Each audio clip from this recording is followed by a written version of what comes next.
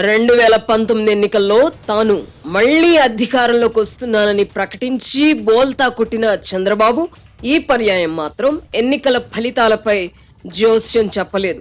మౌనంగా ఉండిపోయారు. తాము అధికారంలోకి వస్తే ఏం చేయాలి, ఎలా చేయాలి అని తన పేషిలోకి ఏ అధికారులను తీసుకోవాలి అనే అంశాలపై ఆయన దృష్టి కేంద్రీకరించినట్టు చెబుతున్నారు.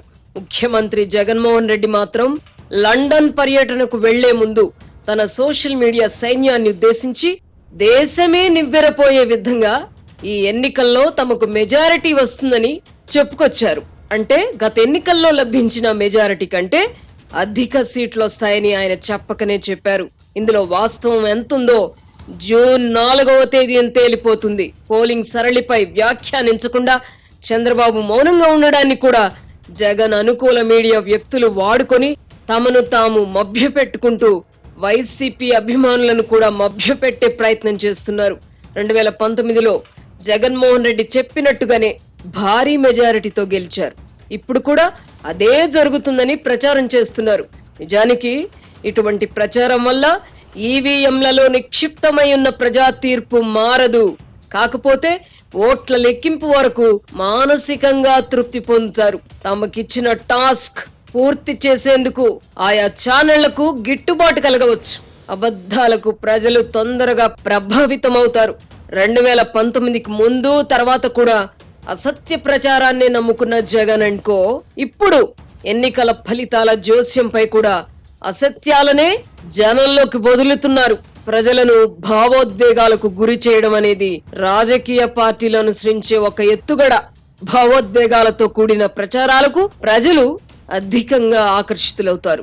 భయం లేదా దేశభక్తి వంటి అంశాలు మన నిర్ణయాలను ప్రభావితం చేస్తాయి. ఈ తరహా ప్రచారాన్ని ప్రశ్నించకుండా నమ్మడానికి ఇష్టపడతాం.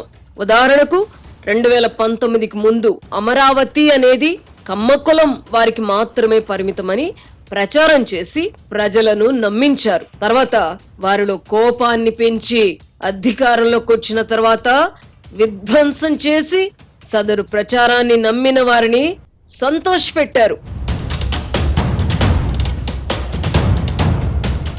ఎప్పుడైనా ఒకటి కోరుకుంటే రెండు లభిస్తే సంతోషమే కదా. మన సిర్లసీమ 2లో కూడా అంతే. డిటిసిపి ప్లాట్ కొంటే ల్యాండ్ అప్రిసియేషన్ అనేది ఒక లాభం, శ్రీగంధం చెట్ల మీద వచ్చే ఆదాయం మరో లాభం. డబుల్ బెనిఫిట్ ఆఫర్ తో సిర్లసీమ 2.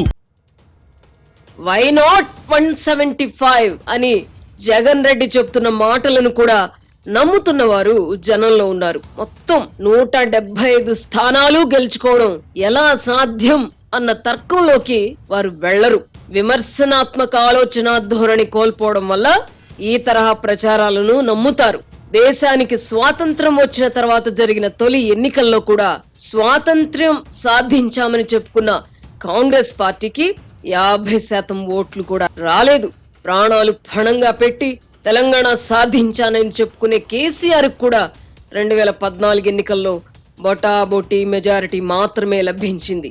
ఇందిరాగాంధీ హత్యానంతరం జరిగిన ఎన్నికల్లో మాత్రమే రాజీవ్ గాంధీ నేతృత్వంలోని కాంగ్రెస్ పార్టీకి 50% పైగా ఓట్లు లభించాయి. 2019 ఎన్నికల్లో ఆంధ్రప్రదేశ్ లో జగన్ రెడ్డి కూడా ఆశ్రిత పక్షపాతం, భావోద్వేగాలు ప్రేరేపించడం, విమర్శనాత్మక ఆలోచన ధోరణిని నశింపజేయడం, వ్యవస్థల పట్ల విశ్వాసం కోల్పోయేలా చేయడం, అసత్యాలను పదే పదే ప్రచారం చేయడం, అందుకోసం సమాజంలో అంతో ఇంతో విశ్వసనీయతున్న వ్యక్తులను వాడుకోవడం వంటి టెక్నిక్లు ప్రయోగించి 50% పైగా ఓట్లు గెలుచుకున్నారు.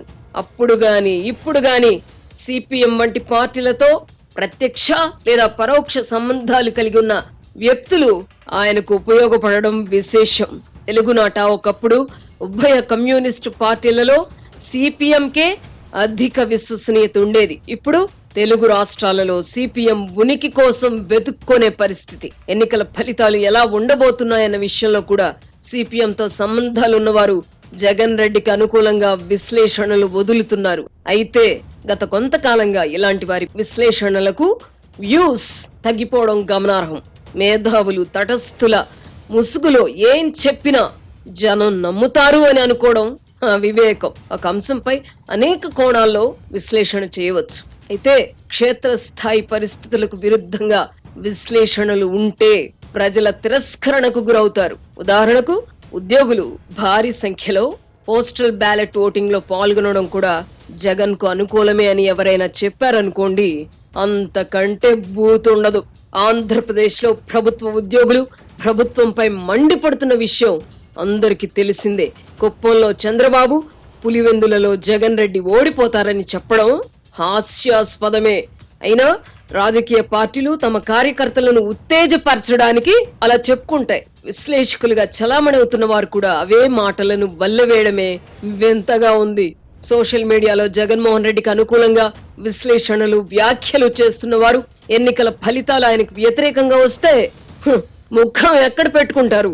రాజకీయ విశ్లేషణలు చేసే సమయంలో ఏదైనా సాధ్యమే అనే మౌలిక సూత్రాన్ని విస్మరించకూడదని జర్నలిజంలో బోధిస్తారు.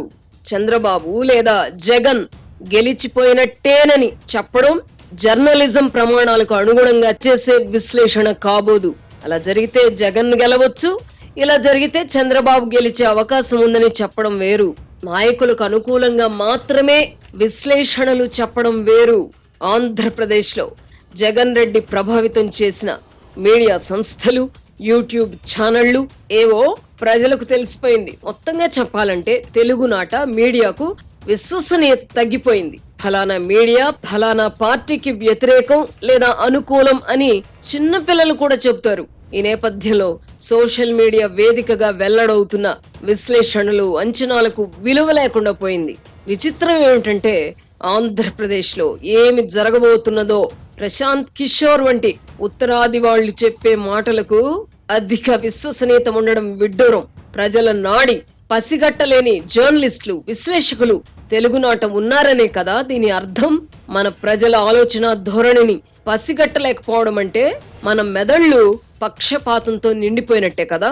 పోలింగ్ శాతం పెరిగిందంటే అధికార పార్టీకి వ్యతిరేకం లేదా అనుకూలం అని నిర్ధారించలేం. ప్రధాన పార్టీల మధ్య పోటాపోటీ పరిస్థితి ఉన్నప్పుడు కూడా పోలింగ్ శాతం పెరిగే అవకాశం ఉంటుంది.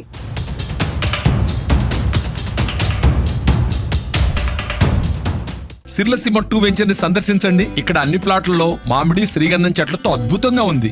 ల్యాండ్ అప్రిషియేషన్, ఫ్రీ మెయింటెనెన్స్, పండ్ల తోటల తాలూకా ప్రయోజనాలు, డబుల్ బెనిఫిట్ ఆఫర్ తో సిర్లసీమ 2. 2019 ఎన్నికల సమయంలో పసుపు కుంకుమ కింద మహిళలకు 10,000 రూపాయల వంతున పంచి పెట్టినంత మాత్రాన మహిళలు చంద్రబాబును ఆదరించలేదే. ఇప్పుడు కూడా పథకాల పేరిట డబ్బు పంచినంత మాత్రాన ప్రజలు, ముఖ్యంగా మహిళలు జగన్కే ఓటు వేశారనడం కూడా తర్కానికి నిలబడదు. సాధారణ ఎన్నికల్లో ప్రజలను ప్రభావితం చేసేది ఫీల్ గుడ్ ఫ్యాక్టర్ మాత్రమే. ఆంధ్రప్రదేశ్ లో జగన్ రెడ్డి ప్రభుత్వం పట్ల ప్రజల్లో ఫీల్ గుడ్ ఫ్యాక్టర్ ఉందా లేదా అన్న దాన్ని బట్టే ఎన్నికల ఫలితాలు ఉండబోతున్నాయి.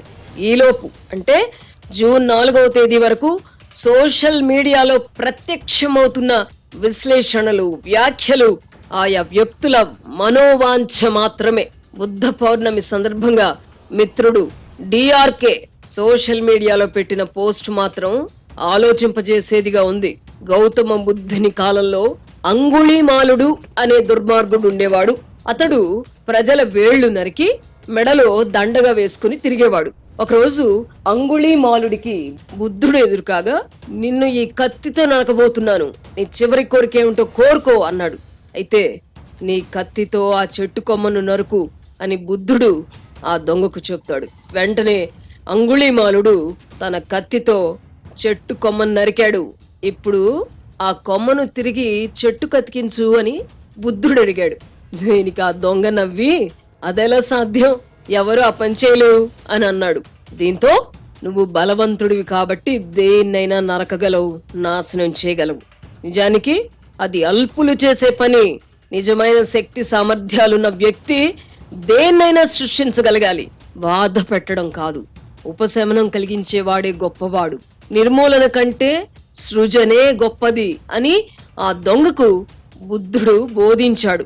ప్రజా వేదిక కూల్చివేతతో వేట ప్రారంభించి తన పర్యటనల సందర్భంగా అనేక చెట్లు నరికించిన ఆధునిక అంగుళీమాలుడైన జగన్ కు తన పోస్టు అంకితమని డిఆర్కే పేర్కొనడం విశేషం. ఆధునిక అంగుళీమాలుడిగా పేరు తెచ్చుకున్న జగన్ మళ్లీ అధికారంలోకి రావాలని వస్తారని ఓదరగొడుతున్న వాళ్ళు జూన్ 4వ తేదీ ఫలితాలు అందుకు విరుద్ధంగా వస్తే ఎలా ఉండబోతున్నారో, వారి పరిస్థితి ఏమిటో. అందుకే తినబోతూ రుచులు అడగకూడదు.